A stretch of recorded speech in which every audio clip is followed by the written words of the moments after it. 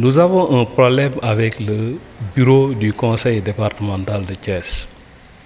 Le bureau du conseil départemental de Thiès a tripatouillé le budget qui a été voté par les conseils en session budgétaire 2015.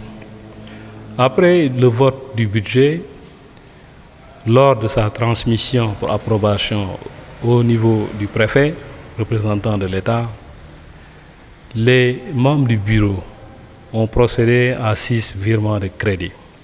Ces virements de crédit ne devaient pas se faire si n'ont pas été ramenés au niveau du conseil lors d'une session extraordinaire pour délibération.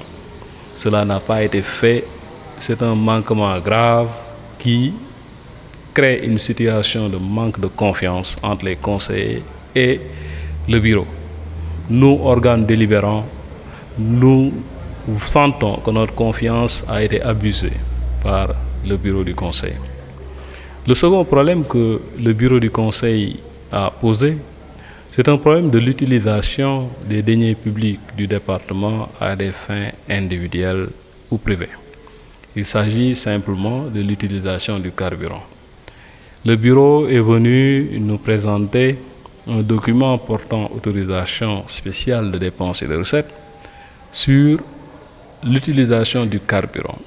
Ils ont révélé au conseil avoir dépensé, chacun en ce qui le concerne, tous les 5 membres du bureau, 300 litres de carburant pendant 5 mois.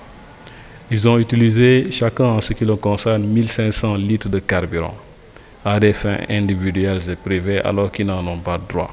Le carburant était destiné aux véhicules de fonction et aux véhicules de service, ce qui n'a pas été le cas.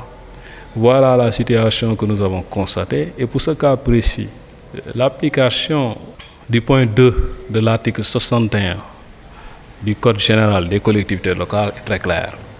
Il s'agit de l'utilisation des deniers publics du département à des fins privées et individuelles, lequel cas pousse à ce que l'on applique l'article 59, c'est-à-dire la révocation des membres du bureau.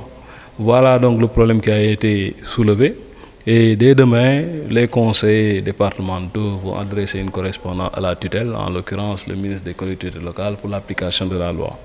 Pour le premier cas, naturellement, ça va se régler en interne. Les groupes politiques sont déjà saisis de la question et nous allons nous organiser pour rétablir la confiance entre l'organe délibérant et l'organe exécutif.